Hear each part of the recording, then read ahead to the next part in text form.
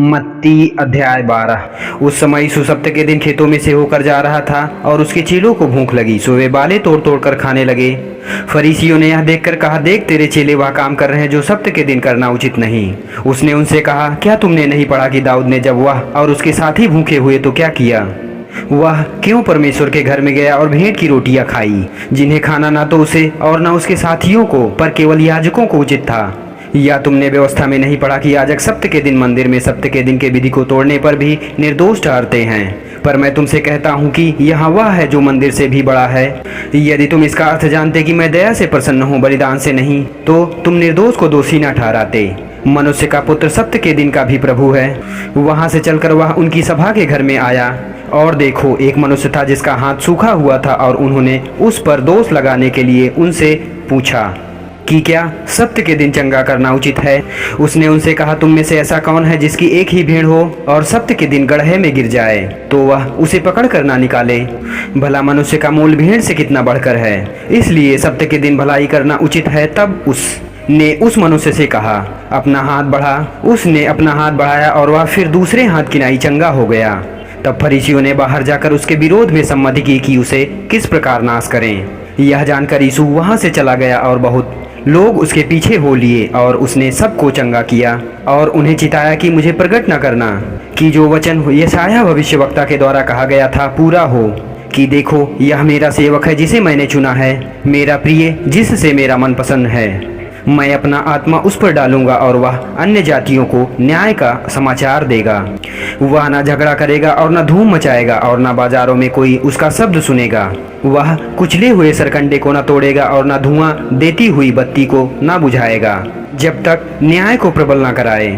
और अन्य जातियां उसके नाम पर आशा रखेंगी। तब लोग एक अंधे गूंगे को जिसमें दुष्ट आत्मा थी उसके पास लाए, और उसने उसे अच्छा किया, और वह गूंगा बोलने और देखने लगा।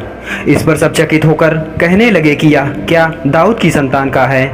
परंतु फरीसियों ने यह सुनकर कहा, यह तो दुष्ट आत्माओं के सरदार शैतान की सहायता से दुष्ट आत्माओं को निकालता है।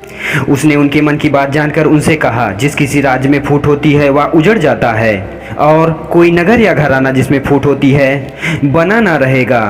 और यदि शैतान ही शैतान को निकाले तो वह अपना विरोधी हो गया, फिर उसका राज्य कैसे स्थिर रहेगा? भला यदि मैं शैतान ही की सहायता से दुष्ट आत्माओं को निकालता हूँ, तो तुम्हारे वंश किसकी सहायता से निकालते हैं? इसलिए वे ही तुम्हारा न्याय चुकाएंगे। पर यदि मैं परमेश्वर की आत्मा की सहायता से दुष्ट आत्माओं को निकालता हूँ, तो परमेश्वर का राज्य तुम्हारे पास आ पहुँचा है।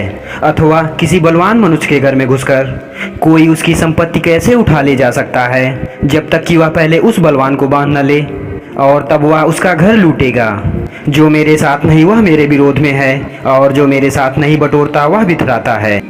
इसलिए मैं तुमसे कहता हूँ कि मनुष्य का सब प्रकार का पाप और निंदा क्षमा की जाएगी, पर आत्मा की निंदा क्षमा न की जाएगी। जो कोई मनुष्य के पुत्र के विरोध में कोई बात कहेगा, उसका यह अपराध क्षमा किया जाएगा। परंतु जो कोई पवित्र आत्मा के विरोध में कुछ कहेगा, उसका अपराध न तो इस लोक में और न परलोक में क्षमा किया जाएगा।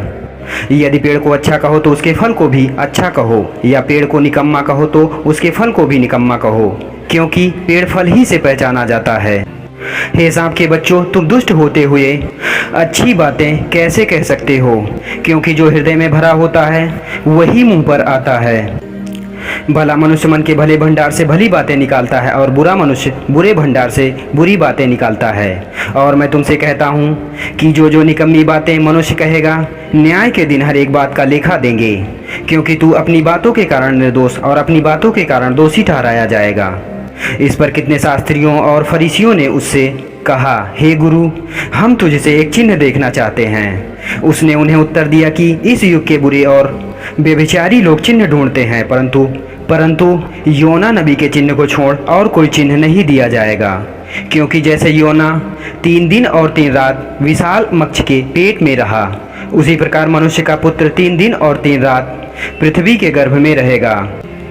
न्याय के दिन निनवे के लोग इस पीढ़ी के लोगों के साथ उठ खड़े होंगे और उन्हें दोषी ठहराएंगे, क्योंकि उन्होंने योना का प्रचार सुनकर पश्चाताप किया, और देखो यहाँ वह है जो योना से भी बढ़कर है।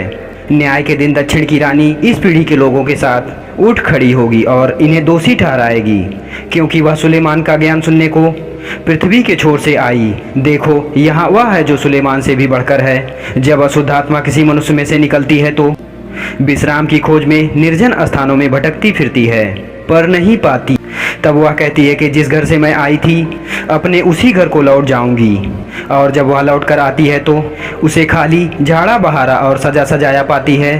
तब वह जाकर अपने से अधिक दुष्ट अन्य 7 आत्माओं को लाती है और वे प्रवेश करके वहाँ रहने लगती हैं, और उस मनुष्य की दशा पिछली दशा से भी बुरी हो जाती है। इस दुष्ट पीढ़ी के लोगों के साथ ऐसा ही होगा। जबकि वह जनसमूह से बातें कर ही रहा था तो देखो, उसकी माता और उसके भाई बाहर खड़े थे और उससे बातें करना चाहते थे। और किसी ने यीशु से कहा, देख, तेरी माता और तेरे भाई बाहर खड़े हैं और तुझसे बातें करना चाहते हैं। परंतु उस कहने वाले को उत्तर देते उसने कहा, कौन है मेरी माता और कौन है मेरे भाई? और अपने चेलों की ओर हाथ बढ़ाकर उसने कहा, देखो, मेरी माता और मेरे भाई यही हैं, क्योंकि जो कोई मेरे पिता की जो स्वर्ग में है इच्छा पूरी करता है, वही मेरा भाई, मेरी बहन और मेरी माता है।